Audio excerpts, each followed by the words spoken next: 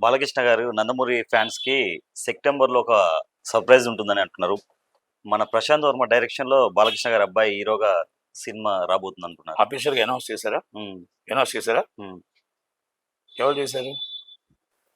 Social మీడియాలో వస్తుంది కదా సార్. సోషల్ మీడియాలో అన్నీ నమ్ముతామని చెప్పండి. హ్మ్. సోషల్ మీడియాలో దాంట్లో కూడా ఏసేస్తారు. సోషల్ మీడియాలో అన్నీ చేసేస్తారు. ఏం హ్మ్. కాదు. హ్మ్. అఫీషియల్‌గా బాలయ్య బాబు అనౌన్స్ చేయాలి. హ్మ్. అఫీషియల్‌గా బాలయ్య బాబు గారు ఇంకా అనౌన్స్ చేయలేదు. హ్మ్. వాస్తవంగా రావాలి. హ్మ్. బా నందమూరి వారసుడు వస్తున్నాడు. హ్మ్. సమయం పడుతుంది. కంపల్సరీ అఫీషియల్‌గా అనౌన్స్ చేస్తారు. ఓకే. అప్పుడు దాకా మనం ఏం కామెంట్ చేయడానికి కూడదు. హ్మ్. ఎందుకంటే మనం ఆ కామెంట్ చేయాలి అంటే అవతల అఫీషియల్‌గా అనౌన్స్ చేయకుండా మనం చెప్పకూడదు. నందమూరి వారసుడు ఇవాళ కాకపోతే రేపు కంపల్సరీ అఫీషియల్‌గా అనౌన్స్ చేసిన తర్వాత వస్తాడు. హ్మ్. ఇంకోటి సార్, బాలయ్య గారి 50 ఇయర్స్ ఇండస్ట్రీ దానికి మన ఎన్టీఆర్ గారు వస్తారంటారా? ఇప్పటికైనా మన నందమూరి కుటుంబం కలుస్తదంటారా? ఏమండి హ్మ్. ఒకటి నందమూరి కుటుంబంలో జూనియర్ ఎన్టీఆర్ గారు భాగస్వామి. హ్మ్. ఆయనేమి కలుస్తది ఆయనేం విడిపోలేదు. హ్మ్. వ్యక్తిగత చిన్న చిన్న విభేదాలు ఉంటాయి. హ్మ్. కుటుంబంలో అనేది కామన్‌గా ఉంటాయి. అది చిర చిర జ చంద్రబాబు నాయుడు గారు అరెస్ట్ అయినప్పుడు ఎందుకు రాలేదు?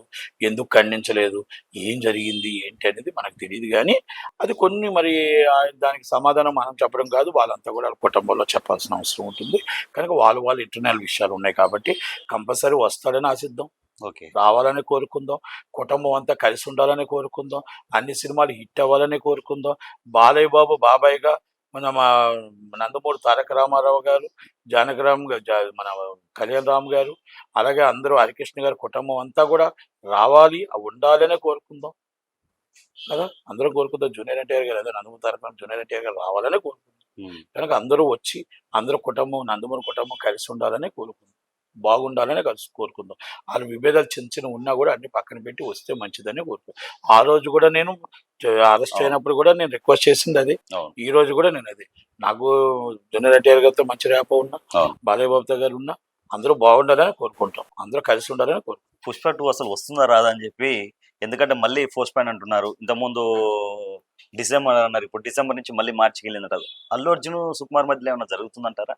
మార్చికి ఎళ్ళలేదని ఎవరు చెప్పారు మీకింకా? ఆ! వచ్చింది సార్ అప్డేట్. సోషల్ మీడియా హ్మ్. అంతే సృష్టి. హ్మ్. అక్కడ వర్క్ అవ్వాలి. హ్మ్. వర్క్ అవుతే అల్లు ఇప్పుడు 'అల్లు అర్జున్' గారికిని, 'సుకుమార్' గారికి ఏముంటుందండి హ్మ్. వర్క్ అవ్వాలండి. సినిమా హ్మ్. బాగా రావాలి అల్టిమేట్. ఓకే. అల్టిమేట్ బాగా రావాలనే కోరుకుంటారు. హ్మ్. బాగుండాలనే కోరుకుంటారు. హ్మ్. డైరెక్టర్ ఏమైనా దాన్ని కావాలని పాడు చేయాలని చూస్తాడా ఏంటి? హ్మ్. హీరో ఏమైనా పాడు చేయాలని చూస్తాడా? అది కాదు కదా!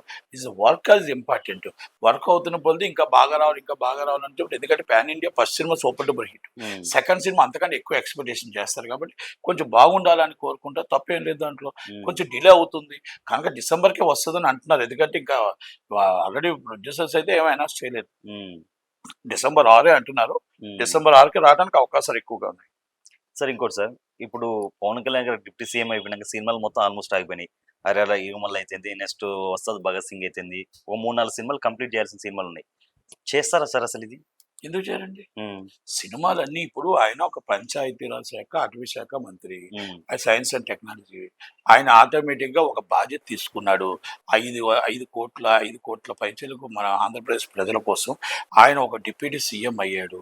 కనుక అక్కడ బాధ్యత తీసుకున్నప్పుడు ఆ బాధ్యతని కొంచెం ఆయన ఆ బాధ్యతని కొంతమంది ఎక్స్‌పీరియన్స్ చేసుకోవాలి. ఎందుకంటే సీనియర్ కాదు. అవును సార్. కనుక పంచాయతీ అంటే ఏంటి?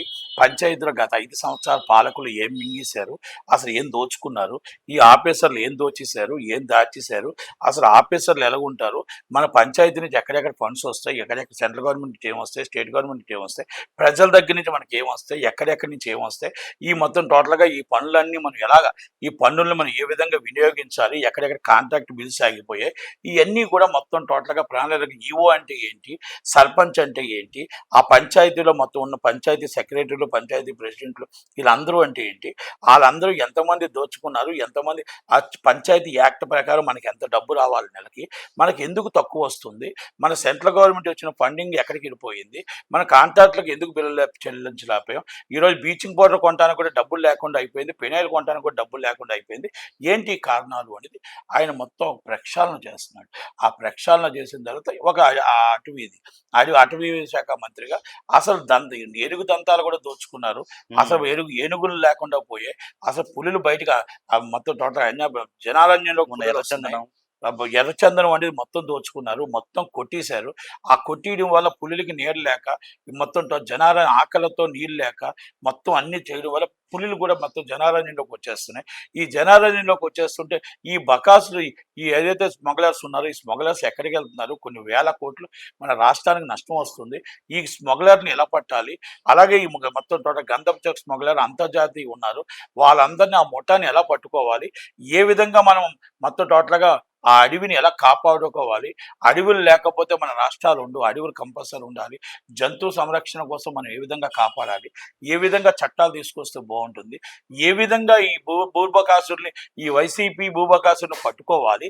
మనం వాళ్ళ మీద తీసుకొని మనం ఏ విధంగా ఈ చేస్తే బాగుంటుంది, అమెండ్మెంట్ చేస్తే బాగుంటుంది, ఈ చట్టాలను ఎలా సవరిస్తే బాగుంటుంది, అసలు ఏమేమి మనకు చట్టాలు ఉన్నాయి వర్తిస్తాయని అవన్నీ కూడా ఆయన ఎక్స్పెరిమెంట్ చేస్తున్నారు. అవన్నీ చేసేటప్పుడు కొంచెం టైం పడుతుంది. ఆ టైం పడుతున్నప్పుడు ఈ సినిమాలన్నీ కూడా కొంచెం టైంలో రిలీజ్లు అవుతాయి. షూటింగ్స్ ఒక్కొక్కటి ఏంటంటే పర్మిషన్ తీసుకొని షూటింగ్ చేసే రైట్ ఉంది. ఆ షూటింగ్ చేసి పర్మిషన్ తీసుకొని షూటింగ్ చేసి నెక్స్ట్ ఇయర్ అన్ని రిలీజ్ అవడానికి అవకాశాలు ఎక్కువగా కనబడుతున్నాయి. ఈ ఈజ్ ఏంటంటే ఆయన ఎక్కడ ఉంటారో దీన్ని కొంచెం పర్మిషన్ తీసుకొని సీఎం గారు ఆ షూటింగ్లు చేసి ఆ షూటింగ్స్ని ఫినిష్ చేసి చేయకపోతే ఆయన వృత్తి. ఆయన మీద కొన్ని వందల మంది ఆధారపడడం, అవును. ఆయన మీద మొత్తం టోటల్గా కొన్ని మంది నిర్మాతలు ఆధారపడడం, ఆయన మీద మొత్తం కుటుంబం ఆధారపడింది. ప్రజల్ని ఎలా కాపాడుకోవాలో, కుటుంబాన్ని అలా ఆయన నమ్ముకున్న మనుషులు కూడా కాపాడుకోవాలి. కాబట్టి ఒక చేత్తో సినిమా ఫీల్డ్, ఒక చేత్తో రాజకీయం రెండూ నడిపించాలి. కాబట్టి కొంచెం టైం టేకింగ్ అవుతుంది. కాబట్టి వీళ్ళందరూ కూడా కొంచెం వెయిట్ చేయాల్సిన బాధ్యత ఉంటుంది. కొంచెం ఆ అభిమానులు కూడా కోఆపరేషన్ చేయాలి, నిర్మాతలు అందరూ కూడా కోఆపరేషన్ చేయాలి. టేక్ అవుట్ టైంలో కంపల్సరీ అన్నీ మళ్ళీ కొత్త సినిమాలు కూడా చేస్తారు. అలాగే సినీ ఎంటర్టైన్మెంట్ ప్రజలకు పనికొచ్చే, ప్రజలకి అవసరాలకు పనికొచ్చే, ప్రజలకు ఒక మెసేజ్ విధంగా సినిమాలు ఆయన చేస్తాడు. కంపల్సరీ ఏ సినిమా ఆపరని మాత్రం నేను చెప్పను. Okay sir.